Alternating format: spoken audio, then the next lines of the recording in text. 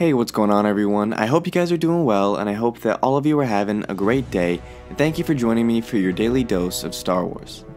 The Last Jedi saw the return of Yoda, and Yoda was a welcome addition to The Last Jedi, especially sharing a scene with Luke. It was nice to see two old friends and two Jedi Masters share a scene in the film, when Luke is all that remains of the Jedi Order, except for now with Rey.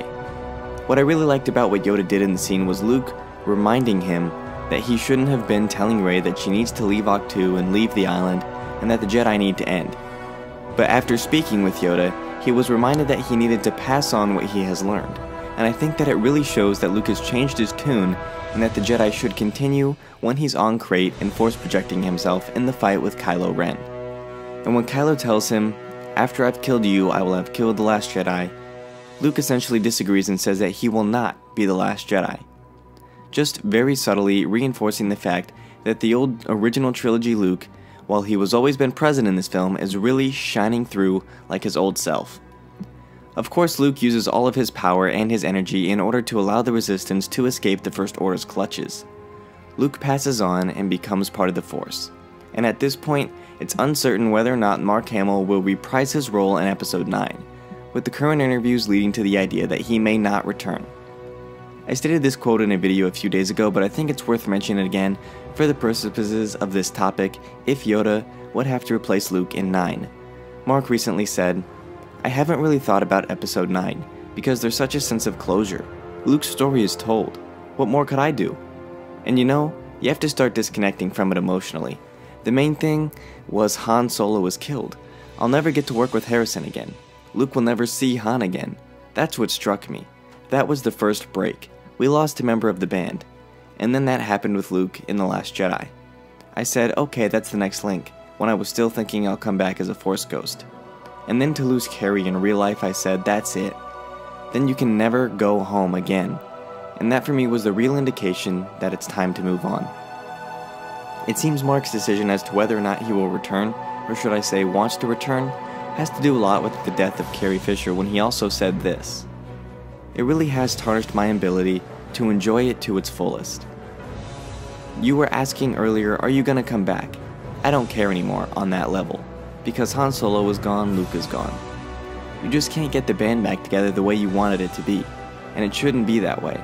It is what it is. Rather than being sorry that we can't have more of her, I'm just grateful that we had time with her that we did.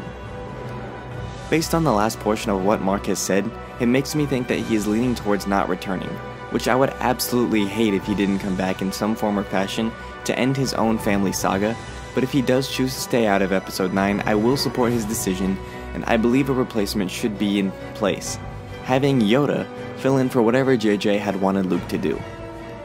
The decision to be in Episode 9, and for Mark Hamill, for now, is in the hands of JJ Abrams. We know he has the script completed, but the only people who know what the story outline is are the higher-ups at Lucasfilm. If JJ didn't include Luke at all in Episode 9, then there's nothing to talk about and the problem isn't even there.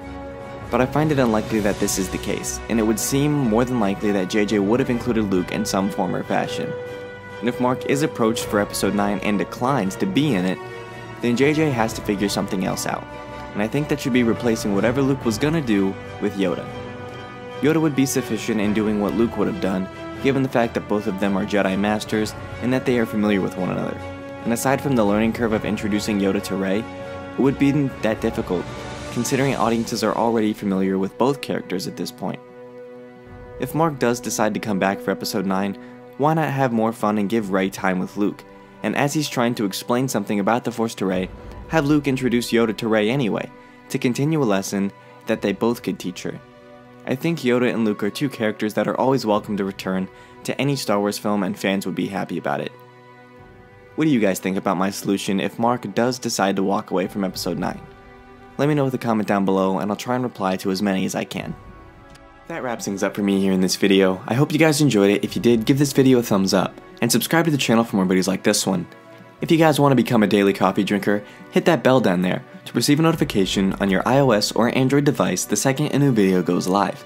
If you want to follow me on social media, you can do that as well by following me at SW Coffee YouTube on Facebook, Twitter, and Instagram. If you guys are interested in the DC Extended Universe and the Marvel Cinematic Universe, go check out my second channel I run with my friend Cameron called YT Jitters. Link is in the description. Thank you guys for watching. As always, keep loving Star Wars, and I'll catch you guys in the next video. Peace.